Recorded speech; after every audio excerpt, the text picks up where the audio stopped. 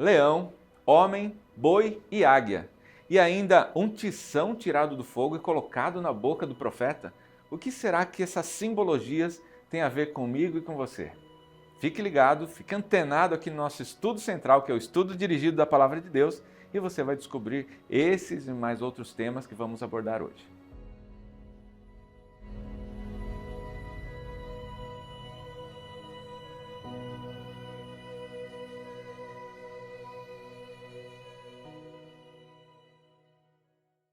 Que bom que você está aqui conosco, mais um estudo central. Seja muito bem-vindo, é uma alegria te receber aqui na nossa grande família do YouTube. Se você ainda não é inscrito, se inscreva agora e venha fazer parte com a gente, acompanhar os programas que nós colocamos ao ar em todas as programações. Também, se você deseja compartilhar esse conteúdo para que mais pessoas sejam abençoadas, faça isso agora também. Compartilhe esse conteúdo. E antes de a gente seguir com o nosso programa, você já sabe, nós costumamos mandar aquele abraço carinhoso para as pessoas que comentam aqui no nosso vídeo. E hoje o abraço vai para o Luciano Monteiro de Caieira, São Paulo. Luciano, seja bem-vindo, obrigado por estar sempre conosco. O Antônio Lourenço de Santarém, no Pará, que nos acompanha também. Antônio, um abraço carinhoso para você, viu? A Lilian Oliveira de Pouso Alegre, Minas Gerais, nossos irmãos e amigos mineiros, sejam muito bem-vindos. O Edgar Freitas de Manaus, no Amazonas, e Mandela Caetano de Mocuba, no Moçambique. Sejam todos muito bem-vindos. Eu já disse para vocês, é uma alegria te receber aqui. Nós ficamos muito felizes com a sua participação conosco. Deixe um comentário aqui de onde você está nos assistindo. Nós queremos saber e queremos interagir com vocês também. E se você quiser saber mais a respeito dos nossos conteúdos, acesse aqui o canal da Igreja Adventista do Sétimo Dia Central de Sorocaba e você vai ter acesso a todos os cultos, as programações que estão ali. Muito bem, eu não estou sozinho, aliás, hoje estou muito bem acompanhado, como sempre, e eu tenho a alegria de receber aqui o pastor Maurício Lima, que é presidente da União Central Brasileira, UCB, né? Pastor Maurício, seja muito bem-vindo, obrigado, viu, por estar aqui com a gente. É uma alegria para mim, privilégio. Estou feliz pela oportunidade de passar um sábado aqui na Igreja de Sorocaba e juntamente com vocês participando do estudo da lição. Amém, amém.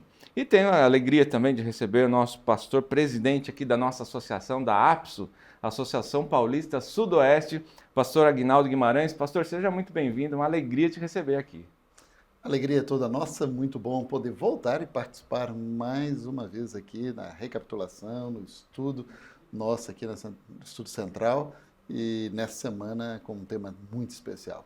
Muito especial, é verdade. Pastor, eu vou pedir para o senhor fazer uma oração para nós iniciarmos nosso estudo, então. Vamos orar? Você aí que nos acompanha, se lhe é possível, fechar os olhos e falarmos com Deus. Pai querido, Deus amorável, obrigado, Senhor, pelo privilégio de estudarmos a Tua Palavra. Vamos estudar agora sobre o fundamento das profecias, que o Senhor possa nos dar sabedoria para compreendermos Teus ensinos, mas também clamamos por fé, por coragem, para vivermos tais ensinamentos.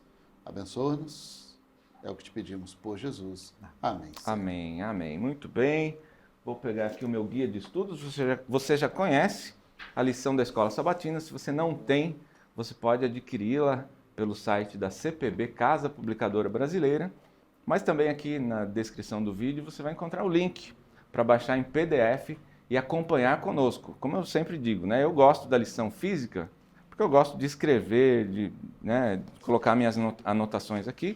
Se você é como eu, você pode imprimir também esse PDF e acompanhar conosco o estudo da lição. Já chegamos na metade, né? São 13 estudos, nós estamos no estudo de número 7.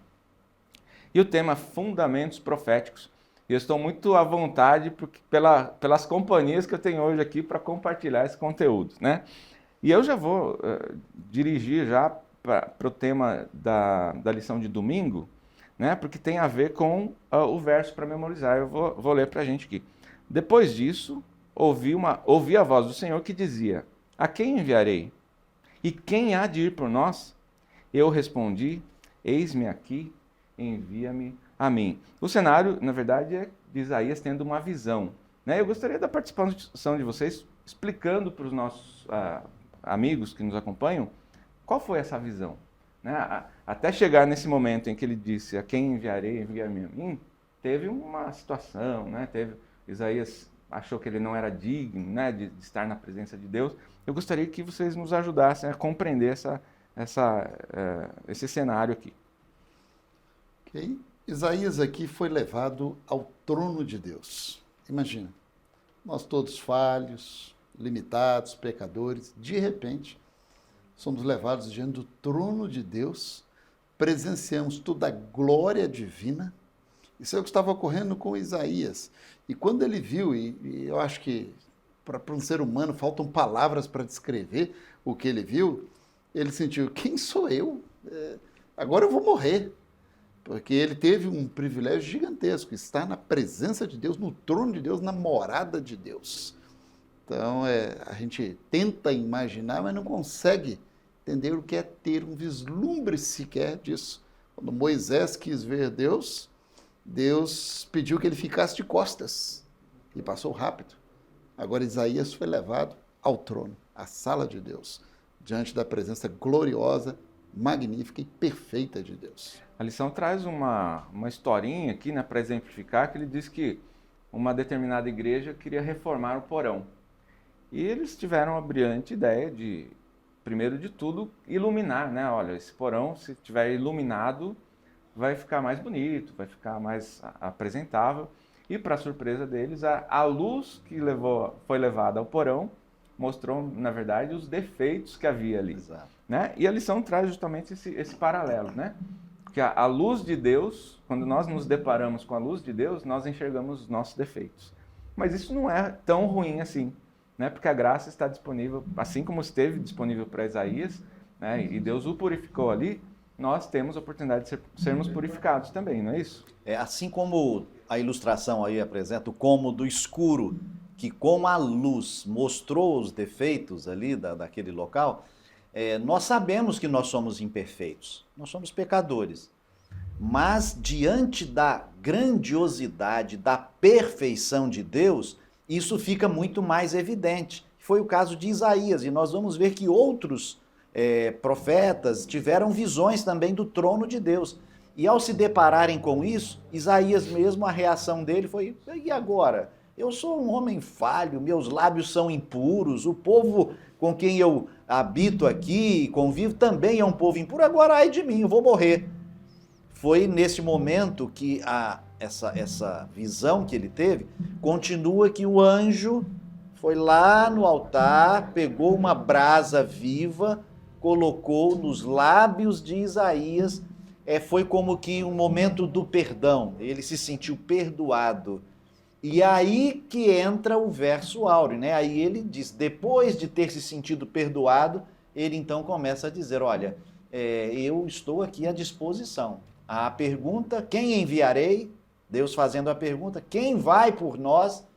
E ele disse, eis-me aqui, envia-me a mim. A gente conhece muito essa frase, usa muito essa frase, mas ela está nesse contexto, né? Depois de perdoado, de reconhecer suas limitações, ele se coloca à disposição para ser usado. Assim como diversas frases ou versos da Bíblia, muitas vezes são usados fora de um contexto, né? Ou do contexto adequado. Mas aqui foi justamente a purificação, né? Ele pôde seguir, se sentiu à vontade, então, em dizer para Deus, olha, eis-me aqui, envia-me a mim. Né? E isso vale para nós também, essa purificação, vale para você que nos acompanha também, né? Se você se sente perdido, se sente injusto, impuro, Deus pode te purificar. Aliás, Deus quer te purificar. Basta você aceitar. Né? Ele tá, como nós sempre dizemos, Ele está de braços abertos para te receber. Basta dizer, Senhor, eis-me aqui, envia-me a mim. Vamos seguir para segunda-feira? E aí nós já tivemos a imagem do anjo, né, que foi lá com uma tenaz, com um alicate ali, tirou a brasa, colocou na boca de Isaías. E nós temos a visão dos querubins ao longo da história bíblica. Né? Na verdade, a nossa lição dessa semana ela vai buscar desde Gênesis, Isaías, Ezequiel, Apocalipse, né? E nesses cenários todos nós temos a presença dos querubins. Mas quem são os querubins? Ou o que são os querubins? Eles, inicialmente lá no Éden, eles tinham uma missão, né, quando houve o pecado, Adão e Eva foram retirados do Jardim do Éden, e os querubins estavam ali para detê-los, né? Ou para segurá-los para que eles não adentrassem o Éden por conta da árvore da vida, né? Eles já tiveram acesso ao conhecimento, à árvore do conhecimento do bem e do mal, e imagina se o pecado, se nós fôssemos eternos com o pecado que existe hoje, né? Então eu gostaria também da participação de vocês, falando a respeito dos dois querubins aqui na lição de segunda-feira. Só um detalhe, antes Pois não, da pastor. visão dos dois aqui no Éden, a gente vê que as visões que aconteceram do trono de Deus sempre retrataram querubins. Certo. Querubins é uma categoria de anjos, né? A Bíblia nos apresenta algumas categorias de anjos, não, creio eu, não por importância, mas pelas funções. Então, arcanjo, querubim e outros. E na visão aqui, ela fala dos querubins e começa a mostrar várias referências. E aí aparece a primeira referência bíblica lá no Jardim do Éden. E é interessante que quando a Bíblia diz que Deus colocou dois querubins ali na porta do Éden, havia a função de impedir que eles retornassem ao Éden, comessem do fruto da árvore da vida, mas também representava o arrependimento, que eles teriam a oportunidade um dia de retornar ao Éden, como com a graça de Deus isso vai acontecer. Amém. Mas a palavra que diz ali, quando Deus colocou, Shachan, ela significa também tabernáculo. Ou seja, os querubins eram conhecidos como anjos da guarda. Sempre que a gente vê a presença de Deus no céu, os querubins estão próximos. A Arca da Aliança, haviam dois querubins por cima da Arca da Aliança, onde ocorria o Shekinah, que é a presença de Deus. Então mostra que ali estava agora o trono de certa forma, o trono de Deus. Porque a lição essa semana, ela apresenta, nós já vimos quando Isaías vai até o trono de Deus no céu, na casa de Deus, aí agora nós estamos vendo o trono de Deus aqui nessa terra. E no Éden, porque essa é a ideia, o tabernáculo, o local da morada de Deus, e Adão, Eva, seus filhos, eles iam até a porta do Éden, onde estavam os querubins, para adorarem a Deus. Então, uma representatividade de como se o trono de Deus ali estivesse. Agora, Deus se fazia presente ali para poder ter o seu relacionamento com o ser humano. Porque até então, né, pastor Maurício, pastor Aguinaldo, não existia o tabernáculo como nós conhecemos hoje, né? Então a presença de Deus era representada ali pelo papel desses dois querubins. A lição diz pra gente, era um símbolo de esperança, indicando a promessa de que um dia os salvos serão levados de volta ao paraíso, como o senhor falou, pastor. Um detalhe nesse ponto da história é que o Éden permaneceu aqui na Terra por um tempo. A gente não sabe quanto tempo, se foi até o dilúvio, a gente não tem total esclarecimento disso, mas ele ficou um tempo aqui. Adão e Eva desobedeceram a Deus comendo do fruto da árvore da ciência do bem e do mal.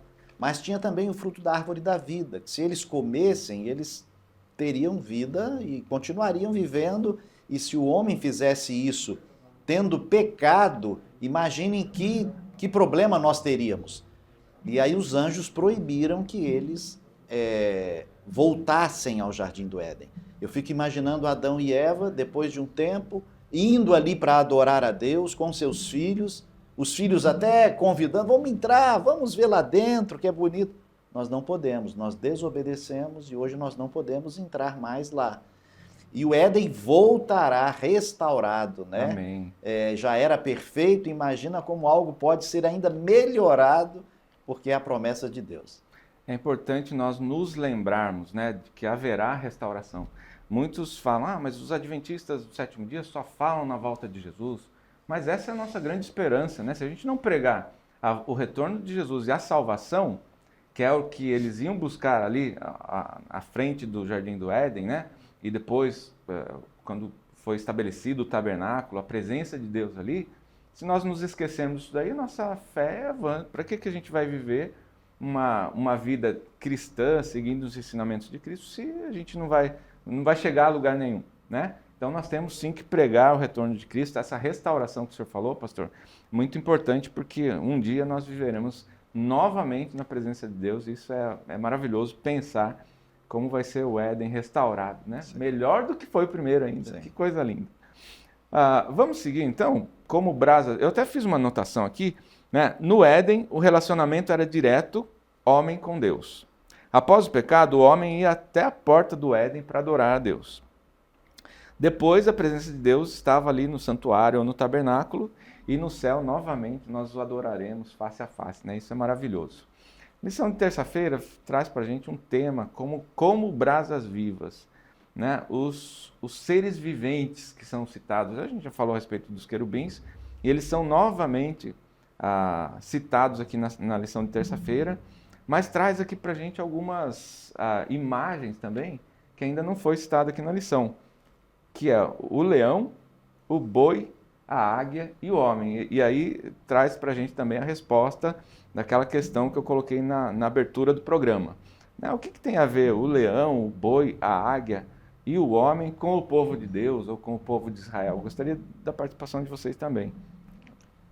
A lição desse dia continua falando da presença de querubins e cita outros locais onde ele aparece. Começou lá no Éden, os 2 anjos, aí menciona, o pastor Aguinaldo já falou, em cima da arca, os 2 querubins, na cortina do templo eles estavam bordados. Figuras de querubins, então eles aparecem em vários momentos. E aí aparece a visão de Ezequiel, que também menciona o trono e os querubins. E fala desse detalhe interessante, que a gente vai ter uma ligação com esse detalhe, com a forma com que eles faziam o acampamento, porque o santuário estava no meio. A figura dos querubins, havia uma identificação na face dos querubins. E era essa identificação que aparece em alguns momentos, não só na visão de Ezequiel, mas a gente vai lá em Apocalipse, encontra a mesma referência e volta depois no acampamento deles lá também. É a figura do leão, do boi, da águia e do homem. 4 pessoas diferentes. De onde apareceram isso? Aí a gente vai linkar a figura do santuário, né? E o santuário, então, era a presença de Deus ali no acampamento de Israel, né? E o trono de Deus era representado ali, e o povo de Deus seguia a sua jornada ali, né? A gente já avançou um pouco na história aqui. E o trono de Deus irradiava a glória de Deus. E aí a lição traz para a gente que houve algumas semelhanças entre outras visões do trono de Deus. Os seres viventes que Ezequiel testemunhou tinham os mesmos rostos que os 4 seres viventes da visão de João, né? Aí ele cita então o leão, o boi, a águia e o homem. E também cita que esses personagens, né, o leão, o boi, a águia e o homem, eles representavam ali 4 tribos ou 4 arraiais, né? O arraial de Judá, arraial de Ruben, Efraim e Dan, já pulando para a lição de quarta-feira. E representava ali a presença de Deus e o povo de Deus representado pela sua bandeira. O que a gente pode extrair dessa lição? O povo de Deus sempre foi muito organizado. Eram 12 tribos. E cada vez que eles acampavam, o tabernáculo era erigido e 3 tribos acampavam em cada lado. Norte, sul, leste, oeste, 3 tribos. Todavia, de cada 3 tribos, uma ficava um pouco à frente, como que guiando as demais tribos. E aí eram estas, Judá ao leste, Ruben ao sul, Efraim ao oeste e Dan ao norte. É uma tradição, ela não é 100% garantida, sim, de que as bandeiras destas tribos tinham exatamente a imagem do leão, do boi, da águia e do homem. E é interessante, vejam, 3 tribos em cada lado, tabernáculo. A Nova Jerusalém, 3 portas em cada lado. Então, é uma representatividade de que em todo o mundo há espaço para se chegar a Cristo Jesus. E mais, para refletir. E aí a gente linka agora ao que vimos na terça com quarta, cada uma das criaturas de Deus deve refletir a glória de Deus. Então, em meio a toda essa organização, nós vamos vendo novamente as mesmas imagens, refletindo a glória de Deus diante da presença de Deus, porque agora no acampamento com o tabernáculo erigido, ali estava a presença de Deus, a Arca da Aliança, o Shekinah, que a Bíblia tanto fala. O que eu acho muito bonito e lindo, que está em toda a Escritura, né, é a forma com que Deus nos trata. Né? Nós, como pecadores, estamos destituídos da glória de Deus, é o que a palavra de Deus diz. Por nós mesmos, somos destituídos da presença, da glória de Deus. Mas Ele sempre fez questão de estar no centro do seu povo. Sempre fez questão de estar em meio ao seu povo. Né? E hoje não é diferente, Ele quer estar entre nós. Né? E onde que a gente encontra com Deus? É evidente, eu posso encontrar com Deus em casa, no trabalho. Deus está em todo lugar, é onipresente, onisciente, onipotente. Mas eu diria que a igreja, uma comunidade, né, é o local onde a gente vai para se reunir com outras pessoas que têm o mesmo objetivo, né, de encontrar a Deus. Assim como as tribos se reuniam ali em volta do tabernáculo, nós também precisamos, né, nos reunir, procurar uma igreja. Né? Então, aquele nosso irmão que ainda não frequenta uma igreja ou não conhece a igreja adventista, procure uma igreja aí, seja aqui no Brasil, seja fora dela. Todos os sábados, por tradição, às 9 horas da manhã, nós temos o estudo da lição. Você é nosso convidado a comparecer em uma igreja adventista no 7º dia. Encontre aí na internet. Você vai ser muito bem recebido e tenho certeza que você vai sentir a presença de Deus nesse encontro, nessa reunião. E Deus quer estar. Deus se fazia presente no meio do seu povo ao descer ao lugar santíssimo, mas também nas diversas formas de cuidado com o seu povo, né? E aí a gente não está relacionado na lição, mas quando a gente fala do povo de Israel peregrinando pelo deserto, nós temos a nuvem, a coluna de fogo, o maná, a roupa que não se desgastava, os calçados que não se deterioravam, né? As pessoas que andavam ali, evidentemente que havia um cansaço físico, mas que não era um cansaço que atrapalhava a jornada desses servos, né? E por fim, amigos pastores, nós temos aquilo que nós aguardamos demais, a queda de Satanás, a queda de Lúcifer. E a queda de Lúcifer vai representar o fim desse mundo de pecado e vai representar a vinda de Cristo. Né? Nós temos na palavra de Deus, ao que vencer, eu dar-lhe-ei a coroa da vida. Mas, ao que se perder, será lançado no lago de fogo, onde há pranto, ranger de dente, lugar preparado para Satanás e seus anjos. Né? Então, quem acredita que vai ser diferente, não vai ser diferente. Satanás vai ter o seu fim, o pecado vai ter o seu fim. Né? E com esse tema, eu gostaria que vocês colocassem para a gente já as considerações finais. Nosso tempo está avançando, né? Mas eu gostaria da participação de vocês ainda a respeito desse assunto, por favor. É interessante que Lúcifer aparece aqui agora no final da lição falando sobre ele, porque ele também foi um querubim. Nós vimos que a lição retratou querubins que estavam no trono para adorar a Deus, mas o problema de Lúcifer é que ele se preocupou mais com a adoração a si próprio, o orgulho veio ao seu coração e por causa disso ele teve que sair do céu. O céu, e a lição coloca uma frase da escritora Ellen White, que é uma profetisa, nós cremos assim, de que o céu, as vagas que foram abertas lá com a saída de Lúcifer e todos os anjos que o acompanharam, estas vagas, elas serão cobertas com os salvos. Amém. E é uma promessa muito linda, muito especial, e nós ansiamos por participar deste momento e deste grupo que vai compor ali o quadro, né? E formar aqueles anjos celestiais e nós podermos estar lá participando disso. Amém. Pastor Aguinaldo. Isso é uma coisa linda, né? É difícil imaginar como Lúcifer, vivendo tanto tempo na presença de Deus, se rebela. Mas o fato é, Lúcifer um dia esteve no Éden. Se rebelou contra Deus. Os salvos entrarão novamente no Éden. Os salvos estarão no Monte Santo do Senhor, no Monte Sião, que se abrirá e a nova Jerusalém ali descerá. Nós poderemos viver, como o pastor Maurício citou aqui o texto de Ellen White, ocupar o lugar deixado por esses anjos.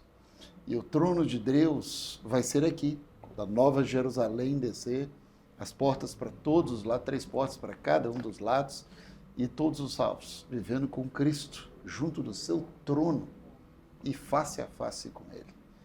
Então, se eu posso deixar um convite para você nesse momento, não perca a oportunidade de estar lá, de adentrar o Éden, de viver na Nova Jerusalém, de estar na presença de Deus em seu trono. Nada neste mundo vale mais do que a certeza ou a alegria de lá podermos estar.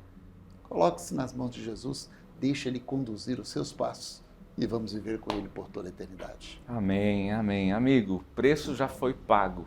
O preço pela sua salvação, o preço pela sua redenção, o preço pelo pecado que você cometeu, seja qual for, já foi pago com Cristo lá na cruz, morrendo lá na cruz para te dar a salvação, para nos dar a salvação. E eu pergunto mais uma vez para você, qual vai ser a sua resposta hoje para Jesus? Meu desejo, nosso desejo, é que sua resposta é: Senhor, eis-me aqui, envia-me a mim. Eu vou pedir para o pastor Maurício fazer oração para a gente encerrar, senão teríamos tema para mais muito tempo, mais 2 horas de programa, mas nosso tempo se findou. Pastor Maurício, por favor. Vamos orar. Vamos orar. Muito obrigado, Senhor, pela oportunidade de estudarmos esse tema tão especial. Sabemos da grandeza, da magnitude do nome do Teu Filho amado Jesus, do que Ele fez e continua fazendo por nós. Ajuda-nos em nosso preparo, para muito em breve podermos estar com Ele contigo nas mansões celestiais. Amém. Enquanto estamos aqui, que possamos olhar para Jesus, que possamos seguir os passos de Jesus, nos preparando. Pedimos por todos aqueles que nos acompanham neste estudo e fazemos esta oração em nome de Jesus. Amém. Amém, amém. Pastor Maurício, mais uma vez, muito obrigado. Pastor Aguinaldo, muito obrigado pela participação de vocês. E a você também que nos acompanhou até aqui, nosso muito obrigado. Fica com Deus e até o próximo Estudo Central.